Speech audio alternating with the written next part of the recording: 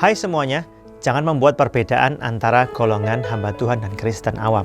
Sebab kita semua hamba Tuhan, yaitu kita yang percaya dan menerima bahwa Tuhan Yesus adalah Tuhan yang turun ke dunia menebus dosa kita. Saudara, kita melihat dalam Keluaran pasal yang ketiga, Tuhan memanggil Musa menjadi hamba Tuhan untuk membebaskan orang Ibrani dari perbudakan bangsa Mesir. Ya, Musa ini tadinya dibesarkan sebagai pangeran di Mesir, menerima pendidikan dalam budaya Mesir, tapi juga dibesarkan oleh orang tuanya Amram dan Yokebed dalam budaya kerohanian yang benar, yaitu dalam didikan firman Tuhan. Nah, Musa yang seorang pangeran muda suatu ketika berbuat kesalahan di Mesir dan dia melarikan diri sampai ke Midian. Sebenarnya yang dia lakukan itu untuk membela orang Ibrani, tapi orang Ibrani yang dia bela nggak tahu berterima kasih. Lalu di Midian Musa bertemu dengan Yitro atau Reuel dan bekerja kepada Yitro atau Reuel sebagai penggembala ternak sekaligus jadi menantunya. Suatu hari waktu Tuhan telah tiba untuk mengutus Musa kembali ke Mesir jadi hamba Tuhan, membebaskan orang Israel atau Ibrani dari perbudakan Mesir. Nah, suatu ketika Tuhan datang kepadanya, ada satu semak di sana, Tuhan datang dalam bentuk nyala api yang menyala di semak itu tetapi tidak membakarnya.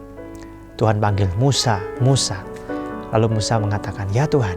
Musa lihat, wah keren banget itu. Semaknya menyala tapi nggak terbakar.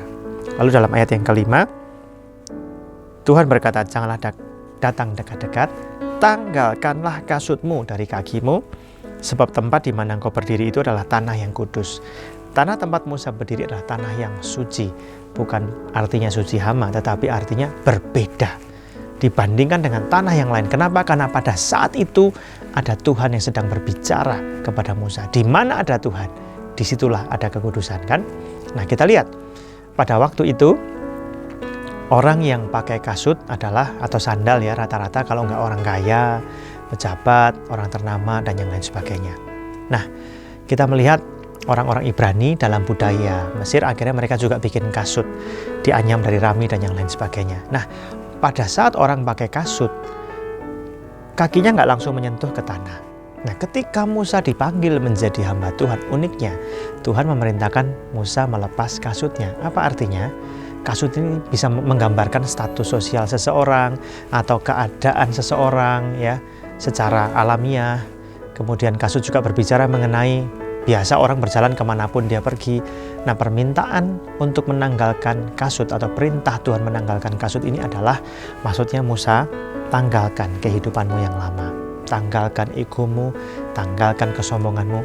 Datang kepada Tuhan sebagai seorang hamba. Karena umumnya yang pakai kasut adalah orang-orang yang punya kuasa dan yang lain sebagainya. Musa datang dipanggil menjadi hamba Tuhan, menanggalkan egonya, menanggalkan keakuannya, sehingga bisa dipimpin jadi hamba Tuhan. Kulit kakinya bersentuhan langsung dengan kekudusan Tuhan. Apa artinya? Seorang hamba Tuhan harus menjaga hidupnya bersih dan benar di hadapan Tuhan. Nah, firman Tuhan dalam perjanjian baru mengatakan, kita ini bangsa yang terpilih, imamat yang rajani, bangsa yang kudus, umat kepunyaan Allah sendiri. Kita diutus untuk memberitakan penebusan Kristus kepada semua orang. Oleh karena itu, kita semua pun hamba Tuhan. Tanggalkan kasut kita. Apa artinya? Bukan kita nggak pakai sandal kemana-mana. Artinya mari kita hidup dalam ketundukan total pada firman Tuhan. Karena kita berjalan di dalam rencana Tuhan. Artinya kita hidup berbeda dibandingkan dengan orang lain. Yang kita kejar bukan ego, bukan nafsu. Ya, kita hidup benar seturut firman Tuhan. Sehingga kemanapun kita pergi, orang bisa merasakan kehadiran Allah terpancar keluar melalui hidup kita, perkataan kita, senyuman kita, perbuatan kita. Orang bisa merasakan kasih Tuhan. Inilah panggilan seorang hamba Tuhan. Jadi jangan buat perbedaan. Karena kita semua hamba Tuhan. Ayo kita semuanya hidup benar, taat pada firman Tuhan, sehingga kita bisa menjadi hamba-hamba Tuhan yang efektif, yang memancarkan kasih Tuhan kepada semua orang. Tuhan memberkati.